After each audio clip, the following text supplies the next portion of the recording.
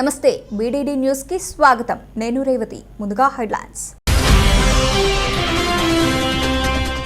షార్జా నుంచి హైదరాబాద్ వస్తున్న విమానం కరాచీలో ఎమర్జెన్సీ ల్యాండింగ్ ప్రయాణికుల కోసం మరో విమానాన్ని పంపుతామన్న ఇండిగో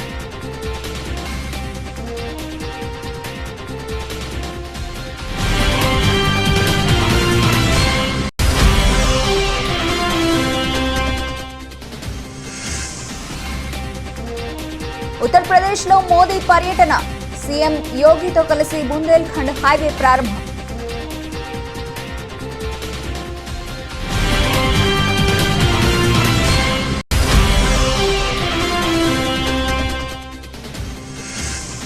ప్రధాని మోదీ ఉచిత వ్యాఖ్యలపై దీటుగా బదులిచ్చిన అరవింద్ కేజ్రీవాల్ ఉచిత విద్య వైద్యం తాయిలాలు కాదన్న కేజ్రీవాల్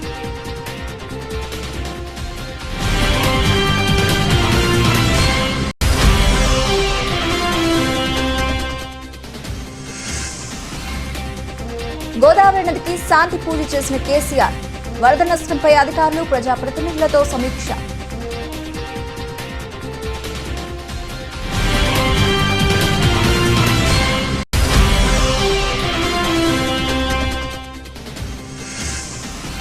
జూబ్లీ హిల్స్ లో పప్పు స్టూడియో ప్రారంభించిన చిరంజీవి నితిన్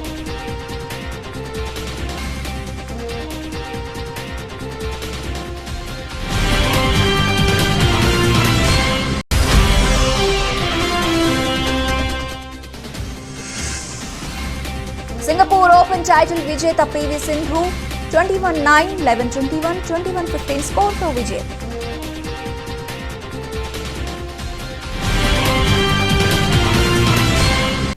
అరబ్ దేశాల నుంచి తెలంగాణ రాజధాని హైదరాబాద్ బయలుదేరిన ఇండిగో విమానం ఉన్నట్టుండి పాకిస్తాన్ నగరం కరాచీ వైపు మళ్లింది. నిండా ప్రయాణికులతో షార్జా నుంచి వస్తున్న ఈ విమానంలో ఉన్నట్టుండి సాంకేతిక లోపం తలెత్తింది. ప్రయాణికుల భద్రత దృష్ట్యా పైలట్ ఆ విమానాన్ని కరాచీ వైపు మళ్లించాడు. ఆపై కరాచీ ఎయిర్పోర్ట్లో విమానాన్ని సురక్షితంగా ల్యాండ్ చేశాడు. ఈ ఘటనపై ఇండిగో ఎయిర్లైన్స్ వివరణ ఇచ్చింది. విమానంలో సాంకేతిక సమస్య తలెత్తడంతోనే పైలట్ విమానాన్ని కరాచీలో సేఫ్గా ల్యాండ్ చేశాడని ఆ సంస్థ వెల్లడించింది. కరాచీలో దిగిన ప్రయాణికుల కోసం మరో విమానాన్ని పంపుతున్నట్లు ఇండిగో వెల్లడించింది. ఇదిలా ఉంటే కేవలం 2 వారాల వ్యవధిలోనే ఇలా భారత్కు చెందిన విమానం కరాచీలో ల్యాండ్ కావడం ఇది రెండోసారి కావడం గమనార్హం. ఈ నెల 5న దుబాయ్ నుంచి వస్తున్న స్పేస్ జెట్ విమానం కూడా సాంకేతిక సమస్య కారణంగా కరాచీలో ల్యాండ్ అయిన సంగతి తెలిసిందే. ప్రధానమంత్రి నరేంద్ర మోదీ ఉత్తరప్రదేశ్లో పర్యటించారు. యూపీ సీఎం యోగి ఆదిత్యనాథ్తో కలిసి 296 కిలోమీటర్ల బుందేల్ఖండ్ ఎక్స్ప్రెస్ హైవేని ప్రారంభించారు. ఈ సందర్భంగా ఆయన మాట్లాడుతూ ఓట్ల కోసం ఇచ్చే ఉచిత హామీల పట్ల యువత అప్రమత్తంగా ఉండాలని సూచించారు. ఇటువంటి ఉచిత హామీలు ప్రగతి నిరోధకాలు అని దేశాభివృద్ధికి అత్యంత ప్రమాదకరమని వివరించారు. ఉచిత తాయిలాలు పంచిపెట్టి ఓట్లు సంపాదించుకునే సంస్కృతికి అడ్డుకట్టపడాలని మోదీ అభిలషించారు. ఇలాంటి ఉచిత హామీలు ఇచ్చేవాళ్లు ఎక్స్ప్రెస్ హైవేలు, ఎయిర్పోర్ట్లు, రక్షణ రంగ కారిడార్లు ఎప్పటికీ నిర్మించలేరని స్పష్టం చేశారు. మనం కలిసికట్టుగా ఇలాంటి తాయిలాల సంస్కృతిని దేశం నుంచి, రాజకీయాల నుంచి పారద్రోలాలని పిలుపునిచ్చారు. తమ ప్రభుత్వం సదుపాయాలు కల్పిస్తూ దేశ భవిష్యత్తును నిర్మిస్తోందని మోదీ ఉద్ఘాటించారు. नए भारत के सामने एक ऐसी चुनौती भी है जिस पर अगर अभी ध्यान नहीं दिया गया तो भारत के युवाओं का, आज की पीढ़ी का बहुत नुकसान हो सकता है. आपका आज गुमराह हो जाएगा और आपकी आने वाली कल अंधेरे में सिमट जाएगी. दोस्तों, इसलिए अभी से जागना जरूरी है. आजकल हमारे देश में मुफ्त की रेवड़ी बांटकर वोट बटोरने का कल्चर लाने की भरसक कोशिश हो रही है.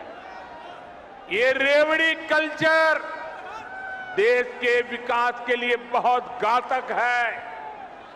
इस रेवड़ी कल्चर से देश के लोगों को और खास करके मेरे युवाओं को बहुत सावधान रहने की जरूरत है.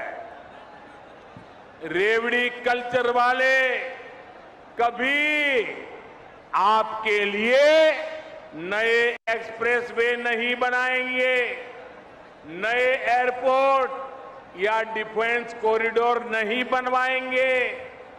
रेवड़ी कल्चर वालों को लगता है कि जनता जनार्दन को मुफ्त की रेवड़ी बांटकर उन्हें खरीद लेंगे। हमें मिलकर उनकी इस सोच को हराना है।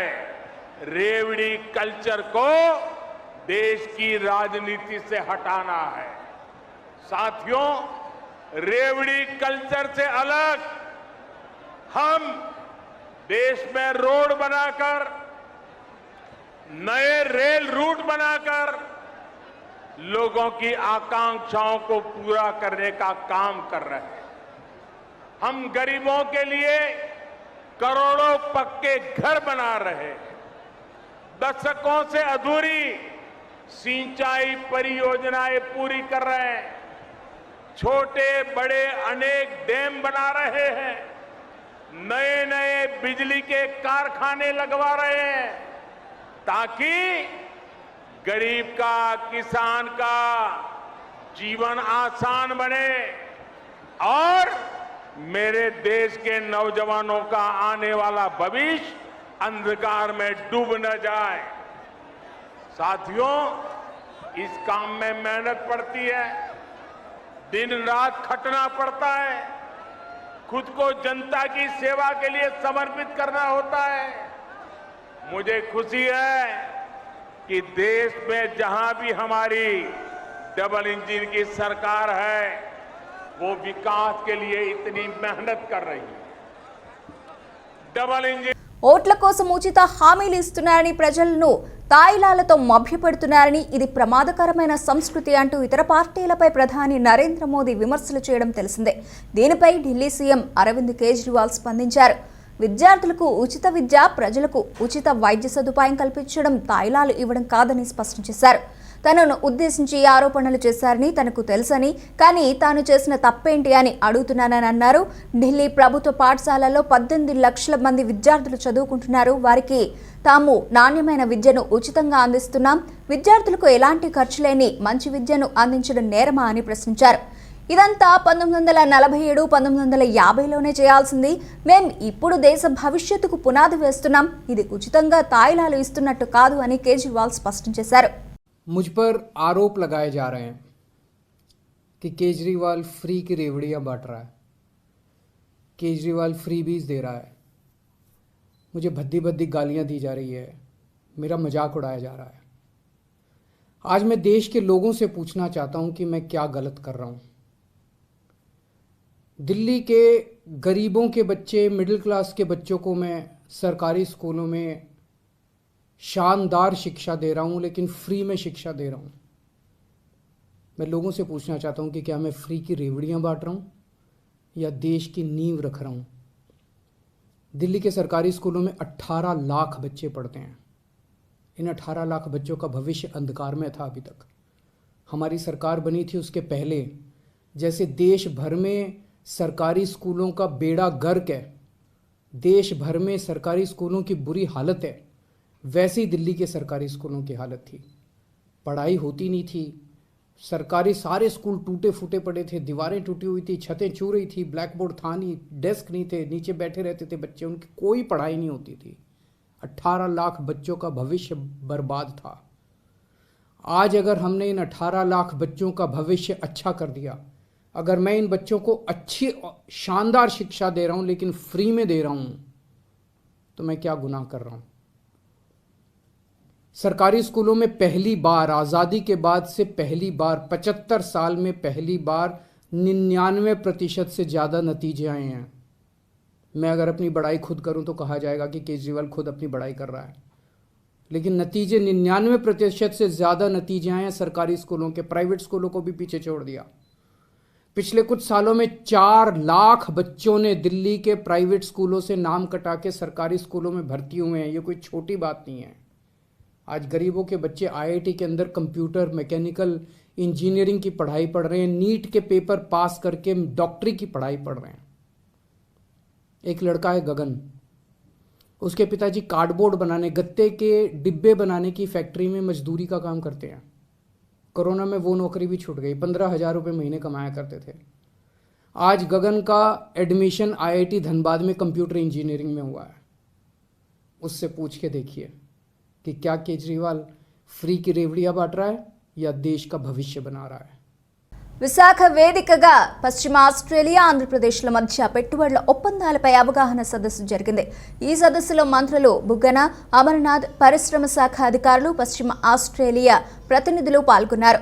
మంత్రి అమర్నాథ్ మాట్లాడుతూ వెస్ట్రన్ ఆస్ట్రేలియాతో మైనింగ్, గ్రీన్ ఎనర్జీ, ఎడ్యుకేషన్ రంగాలకు సంబంధించి ఒప్పందం చేసుకున్నామని, ఈ రంగాలతో పాటు ఇతర రంగాలపై పరస్పర సహకారం కోసం ఒప్పందం కుదిరినట్టు వివరించారు. వెస్ట్రన్ ఆస్ట్రేలియాతో ఎగుమతులు, దిగుమతుల శాతం క్రమంగా పెరిగిందని, రానున్న కాలంలో మరింత పెరిగే అవకాశం ఉందని చెప్పారు. ముంబై, చెన్నై, ఆంధ్రప్రదేశ్ రాష్ట్రాల్లో ఉన్న అవకాశాలపై వారు అధ్యయనం చేస్తున్నారని, ఏపీలో ఎక్కువగా పెట్టుబడులు పెట్టే దిశగా అడుగులు వేస్తాం, మేం కూడా వెస్ట్రన్ ఆస్ట్రేలియా సందర్శిస్తామని తెలిపారు. The largest city in Andhra Pradesh, and what I understand is called the City of Destiny. I would also like to thank you for welcoming us to India, and in particular to this gorgeous city, the bustling home of two major ports that connect India to the world, and India's first naval base. I like the people of Andhra Pradesh, Western Australia, also across the sea, and are committed to driving growth and people-to-people links with our Indian Ocean neighbours, taking our traditional strengths and forging new partnerships is a shared commitment of both our governments. In that spirit, I'd like to speak. Honourable Templeman's Ministry of International Education and Skilled Migration. It's a very interesting nomenclature, international education and skilled migration. So this, I think, actually defines the importance of skilling in today's life. Few facts on the state of Andhra Pradesh which describe the importance of skilling and vocational training. As was just explained by the Honourable Deputy Prime Minister, Andhra Pradesh sees a GDP growth rate of close to 11.5% when compared to the growth rate of India for the year 2021-22. During the COVID pandemic, we will be visiting Visakhapatnam. I thought of what Mr. Cook is cooking for Andhra Pradesh. So we are eagerly waiting for your items that you are bringing from Western Australia to India and as well as the state of Andhra Pradesh. I believe that there is another significant step towards strengthening the trade and commerce relation between Australia and India after the signing. Anakapalli జిల్లా సబ్బవరం, చోడవరం మండలాల సరిహద్దు గ్రామాల్లోని ప్రజలకు 4 రోజుల పాటు కంఠం మీద కునుకు లేకుండా చేసిన పెద్ద పులి పక్కనే ఉన్న కోటపాడు మండలంలోకి ప్రవేశించింది. ఉదయం ఆర్లి, చింతపాలెం గ్రామాల్లోని పొలాలకు వెళ్లిన రైతులకు పలుచోట్ల పులి పాదముద్రలు కనిపించాయి. వెంటనే ఈ విషయాన్ని అటవీశాఖ అధికారులకు తెలియజేశారు. దీంతో సబ్ డివిజన్ ఫారెస్ట్ ఆఫీసర్ ధర్మరక్షిత్ సిబ్బందితో కలిసి ఆయా గ్రామానికి చేరుకున్నారు. పొలాల్లో పర్యటించి పులి పాదముద్రలను పరిశీలించారు.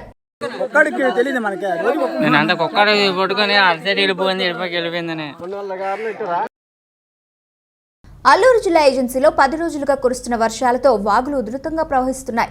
పెదబైలు మండలంలోని జామిగూడ పంచాయతీ పరిధిలోని గుంజివాడ వాగు ఉధృతంగా ప్రవహిస్తూ ఉండడంతో 50 గ్రామాల గిరిజనులు రాకపోకలకు ఇబ్బందులు ఎదుర్కొంటున్నారు. వాగు దాటి మండల కేంద్రానికి వచ్చేందుకు నిపల సహాయంతో నానా అవస్థలు పడుతున్నారు. విద్యా సంవత్సరం పునఃప్రారంభమైన నేపథ్యంలో పిల్లలకు పాఠశాలలకు చేరవేయాలన్న ప్రాణం గుప్పిట్లో పెట్టుకుని వాగు దాటాల్సిన పరిస్థితి నెలకొంది. జిల్లా కలెక్టర్, ఐటీడీఏ అధికారులు స్పందించి నిర్మాణం చేపట్టాలని డిమాండ్ చేశారు. ఎంత డిస్టెన్స్ తెలుస్తుంది. నేను జామగూడ సర్పంచ్ వాళ్ళు సూపర్ సర్పంచ్ నేను. ఈరోజు మా జామగూడ పంచాయతీలో పెదవేలి మండలం జామగూడ పంచాయతీ గుంజవాడ మధ్యగలలో వాగు ఉన్నాయి. ఆ వాగు వల్ల సుమారుగా 50 గ్రామాలు ఉన్నాయి. ఆ గ్రామాల వాళ్ళు స్కూల్ పిల్లలకు రీఓపెనింగ్ అయిన నుంచి ఇప్పటి వరకు స్కూల్ పిల్లలకు దిగబడడానికి వెళ్ళడం కూడా పరిస్థితి చాలా విషయంగా ఉన్నది.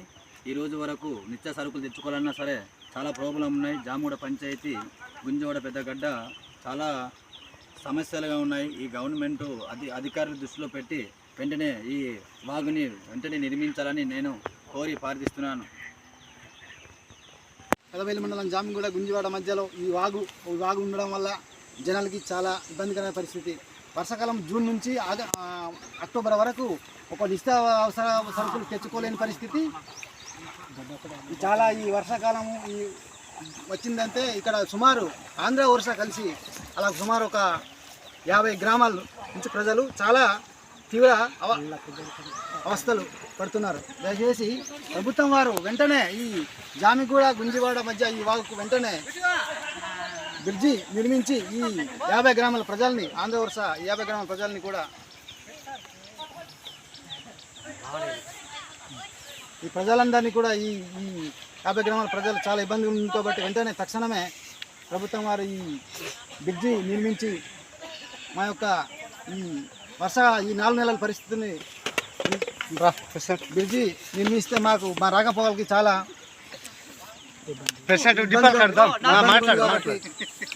ఇబ్బందిగా ఉంది కాబట్టి వెంటనే మీరు బ్రిడ్జి నిర్మించి మా యొక్క బాధల్ని సహాయపడతారని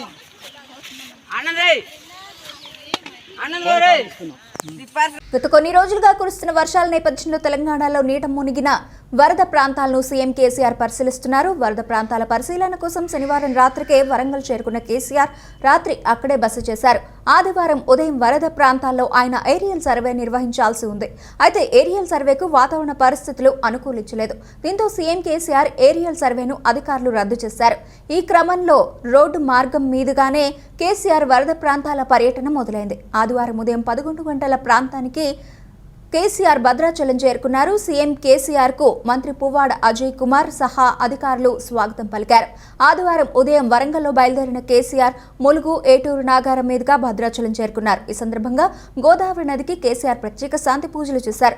నదిలో వరద ప్రవాహాన్ని పరిశీలించారు. మార్గ మధ్యలో వరద ప్రభావిత ప్రాంతాలను పరిశీలిస్తూ సాగిన కేసీఆర్ ఆయా ప్రాంతాల్లో ప్రజలు, స్థానిక ప్రజాప్రతినిధులతో మాట్లాడారు. మరి కాసేపట్లో వరద ప్రాంతాల పరిశీలనను పూర్తి చేయనున్న కేసీఆర్ వరద నష్టంపై అధికారులు, ప్రజాప్రతినిధులతో సమీక్ష నిర్వహించనున్నారు.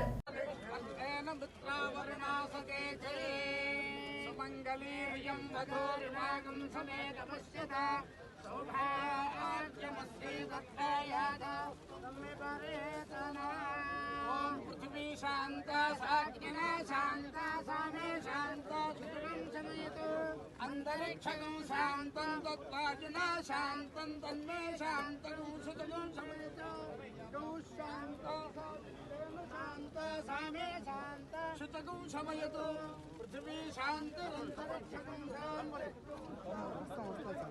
చిత్తూరులో ఇంధన, అటవీ, భూగర్భ గనుల శాఖ మంత్రి పెద్దిరెడ్డి రామచంద్రారెడ్డి ఆధ్వర్యంలో పార్టీలో చేరికలు, కండువా కప్పి పార్టీలోకి ఆహ్వానించిన మంత్రి పెద్దిరెడ్డి రామచంద్రారెడ్డి వారికి 100 మందికి వైఎస్ఆర్సీపీలో కండువా కప్పి ఆహ్వానం పలికారు. తాజాగా మరో 244 మంది పార్టీలో చేరడంతో పార్టీకి మరింత బలం. మంత్రి పెద్దిరెడ్డి రామచంద్రారెడ్డి కామెంట్స్, ముఖ్యమంత్రి వైఎస్ జగన్మోహన్ రెడ్డి పథకాలు అనేక మందిని పార్టీ వైపుకు ఆకర్షిస్తున్నాయి. రాష్ట్ర వ్యాప్తంగా వైసీపీ మరింత బలపడుతోంది. గతంలో కంటే ఈసారి భారీ విజయం దిశగా వైసీపీ అడుగులు వేస్తోంది. కుప్పంలో భరత్ విజయం కోసం కార్యకర్తలు కృషి చేయాలి. ఇంతమంది పార్టీలో చేరడం చాలా సంతోషంగా ఉంది. రానున్న ఎన్నికల్లో అందరం కలిసికట్టుగా పనిచేసి వైసీపీకి విజయాన్ని అందించాలి.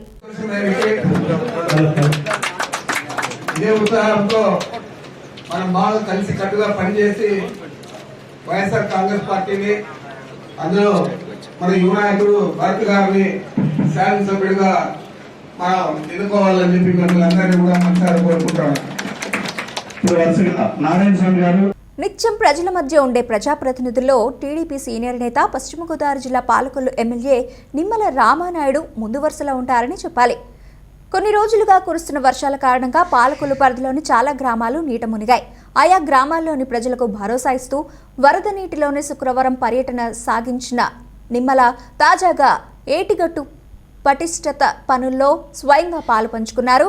ఈ సందర్భంగా ట్రాక్టర్లో ఏటిగట్టు దాకా వచ్చిన ఇసుక బస్తాలను భుజంపై తీసుకుని వెళ్లిన నిమ్మల వాటిని గట్టుపై వేశారు.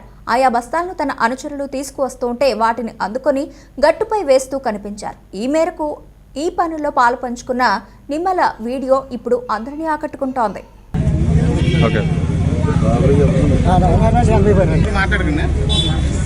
గోదావరికి వరదలనేది ఒక పూటలోనో ఒక రోజులోనో కాదు, గత వారం 10 రోజుల నుంచి కూడా గోదావరి వరద ముంచె.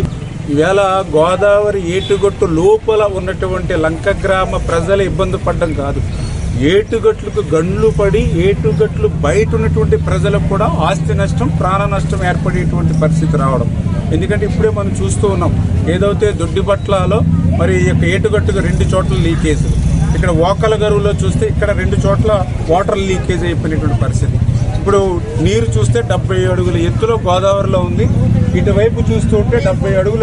ములుగు జిల్లా ఏజెన్సీ ప్రాంతాల్లో పర్యటిస్తున్న మంత్రి ఎర్రబెల్లి దయాకర్ రావు ఇటీవల వర్షాలకు దెబ్బతిన్న ముంపు ప్రాంతాలు గోదావరి నది ఉధృతిని పరిశీలిస్తున్న మంత్రి వరద నీటిలో నడుస్తూ బాధితుల వద్దకు చేరిన మంత్రి బాధితులతో మాట్లాడిన వారిని ఓదారుస్తున్న మంత్రి వరద సహాయక పునరావాస చర్యలను పర్యవేక్షిస్తున్న మంత్రి మధ్యాహ్నం 2 గంటలకు ఏటూరు నాగారం ఐటీడీఏ కార్యాలయంలో అధికారులతో వరద పరిస్థితులను సమీక్షించనున్న మంత్రి వెంట ములుగు జెడ్పీ చైర్మన్ కుసుమ జగదీష్, పలువురు ప్రజాప్రతినిధులు, ములుగు జిల్లా కలెక్టర్, ఐటీడీఏ పీఓ, పలువురు అధికారులు ఉన్నారు.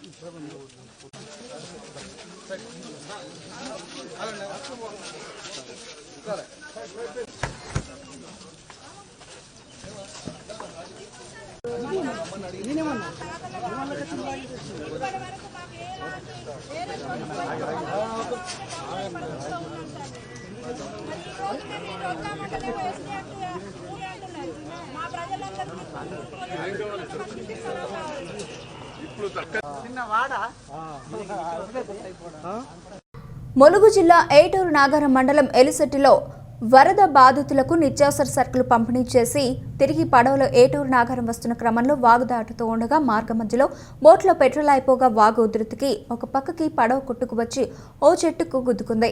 గుందండి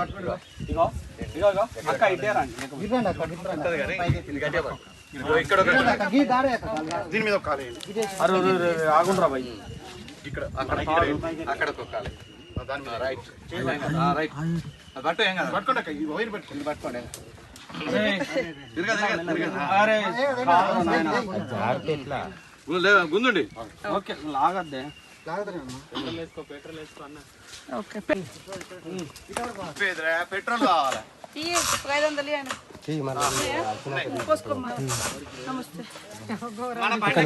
మధ్యలో ఆగిపోయింది.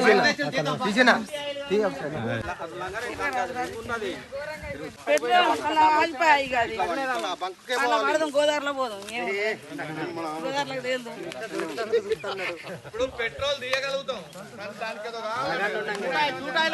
ఐకేర్ 94వ వ్యవస్థాపక దినోత్సవం సందర్భంగా దేశ రాజధాని ఢిల్లీలో ఐకేర్ ఏపీ షిండే సింపోజిజం హాల్లో వ్యవస్థాపక దినోత్సవ ఉత్సవాలను శనివారం నిర్వహించారు. ఈ సందర్భంగా దేశంలో వ్యవసాయ అనుబంధ రంగాల్లో పరిశోధన మరియు విస్తరణలో విశేష సేవలు అందించిన రైతులు, శాస్త్రవేత్తలు, అభ్యుదయ రైతులను కేంద్ర ప్రభుత్వం జాతీయ అవార్డులను ప్రకటించింది. ఇందులో భాగంగా ICAR NG Ranga farmer award for diversified agriculture అవార్డును మన ఆంధ్రప్రదేశ్కి గిరిజన ప్రాంతాల్లో విశేష సేవలు అందించిన శ్రీమతి పడాల భూదేవి గారికి గౌరవ కేంద్ర వ్యవసాయ శాఖ మంత్రి నరేంద్ర సింగ్ తోమర్, కేంద్ర మత్స్య పశుసంవర్ధక డైరీ శాఖ మంత్రి పురుషోత్తం రూపాల గారు మరియు గౌరవ కేంద్ర మంత్రి కైలాష్ చౌదరి గారు అవార్డును ప్రదానం చేశారు. అందరికీ నమస్కారం. నా పేరు పడాల భూదేవి, శ్రీకాకుళం జిల్లా. మరి ఈరోజు ఢిల్లీలో జరిగినటువంటి ICAR నేషనల్ అవార్డు రావడం నాకు చాలా సంతోషంగా ఉంది. మరి సంతోషంతో పాటు బాధ్యత కూడా నాకు చాలా ఎక్కువగా పెరిగిందని నేను భావిస్తున్నాను. మరి ఈ అవార్డు రావడానికి ముఖ్య పనులుగా నేను పెట్టుకున్నటువంటి గిరిజన ప్రాంతంలో అంతరించిపోతున్న చిరుధాన్యాలు పెంపొందించే విధంగా చేయడం, అలాగే గిరిజన మహిళలకు ఎంటర్‌ప్రెన్యూర్‌గా డెవలప్ చేయడం, తర్వాత తక్కువ భూమిలో ఎక్కువ ఆదాయం సంపాదించే విధంగా గులిరాగి విధానాన్ని పెంపొందించడం, అలాగే ప్యాకెట్ పౌల్ట్రీ డెవలప్ చేయడం, యానిమల్ హస్బెండరీతో కలిసి పనిచేయడం, ఫిషరీస్తో కలిసి పనిచేయడం, ఇవన్నీ కూడా రైతుకు ఎక్కువ ఆదాయం కల్పించే విధంగా పనిచేయడం అంటూ జరిగింది. ఈ పనిని గుర్తించి నాకు నేషనల్ అవార్డు రావడం జరిగింది. మరి అవార్డుకి ముఖ్య కారకులు హైదరాబాద్లోని జూబ్లీ హిల్స్లో పప్పు స్టూడియోను megastar Chiranjeevi young hero Nithin ప్రారంభించారు. ఈ కార్యక్రమానికి చిరంజీవి భార్య Surekha, Prakash Raj, Dil Raju, TV five chairman BR Naidu తదితరులు హాజరయ్యారు. ఈ సందర్భంగా చిరంజీవి మాట్లాడుతూ పప్పు తన సొంత డబ్బింగ్ థియేటర్ను ఏర్పాటు చేసుకోవడం సంతోషంగా ఉందని చెప్పారు. పప్పు వండర్ఫుల్ టెక్నీషియన్ అని కితాబిచ్చారు. గత 25 ఏళ్లుగా తనకు పప్పు తెలుసని అన్నారు. అందరూ ఆర్టిస్టులతో బాగా కలిసిపోతారని చెప్పారు. ఇకపై తమ సినిమాలకు పప్పు స్టూడియోలోనే డబ్బింగ్ చేయిస్తామని తెలిపారు. తానే కాకుండా ఇండస్ట్రీలోని 80% మంది ఆర్టిస్టులు పప్పుని ప్రిఫర్ చేస్తారని చెప్పారు. భారత స్టార్ షట్లర్ పివి సింధు తొలి సింగపూర్ ఓపెన్ టైటిల్ను కైవసం చేసుకుంది. ఆదివారం జరిగిన ఫైనల్లో చైనాకు చెందిన వాంగ్ జీ ఈపై 21-9, 11-21, 21-15 తేడాతో సింధు విజయం సాధించింది. తొలి సెట్లో ప్రత్యర్థిపై పూర్తి ఆధిపత్యం చెలాయించిన సింధు రెండో సెట్లో ఓడిపోయింది. అయితే నిర్ణయాత్మకమైన మూడో సెట్లో తిరిగి అద్భుతంగా పుంజుకొని సింధు ఈ ఏడాదిలో తొలి సూపర్ 500 టైటిల్ను తన ఖాతాలో వేసుకుంది. కాగా వాంగ్ జీ ఈ చివర వరకు అద్భుతమైన రీతిలో పోరాడింది. ఇక పివి సింధుకు ఏడాది సీజన్లో ఇది మూడో టైటిల్. అంతకుముందు సయ్యద్ మోదీ స్విస్ ఓపెన్లో సూపర్ 300 టైటిల్స్ను సింధు సాధించింది. ఇక ప్రతిష్టాత్మక సింగపూర్ ఓపెన్ టైటిల్ను గెలుచుకున్న మూడో భారత ప్లేయర్గా సింధు రికార్డులకెక్కింది. కాగా గతంలో 2010లో సైనా నెహ్వాల్, 2017లో సాయి ప్రణీత్ సింగపూర్ ఓపెన్ టైటిల్ను కైవసం చేసుకున్నారు. బులెటిన్ ముగించే ముందు ముఖ్యాంశాలు మరోసారి. షార్జా నుంచి హైదరాబాద్ వస్తున్న విమానం కరాచీలో ఎమర్జెన్సీ ల్యాండింగ్. ప్రయాణికుల కోసం మరో విమానాన్ని పంపుతామన్న ఇండిగో.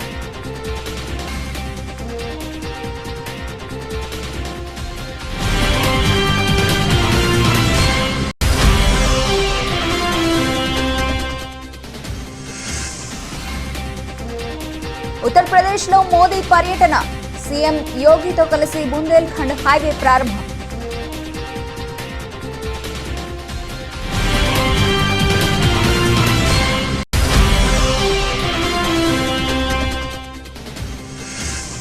ప్రధాని మోదీ ఉచిత వ్యాఖ్యలపై ధీటుగా బదులిచ్చిన అరవింద్ కేజ్రీవాల్. ఉచిత విద్య, వైద్యం తాయిలాలు కాదన్న కేజ్రీవాల్.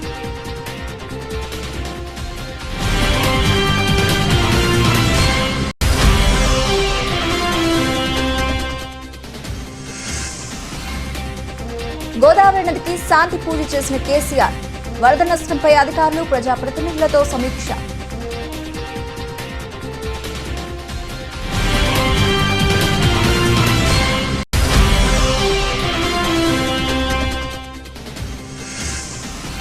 జూబ్లీ హిల్స్ లో పప్పు స్టూడియో ప్రారంభించిన చిరంజీవి, నితిన్.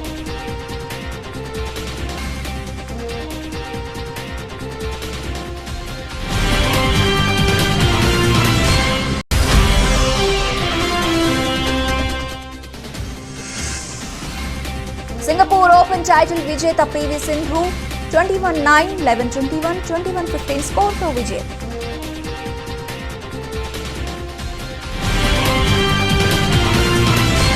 ఇవే ఇప్పటివరకు నిలిచిన అప్డేట్స్. మరిన్ని అప్డేట్స్ కోసం చూస్తూనే ఉండండి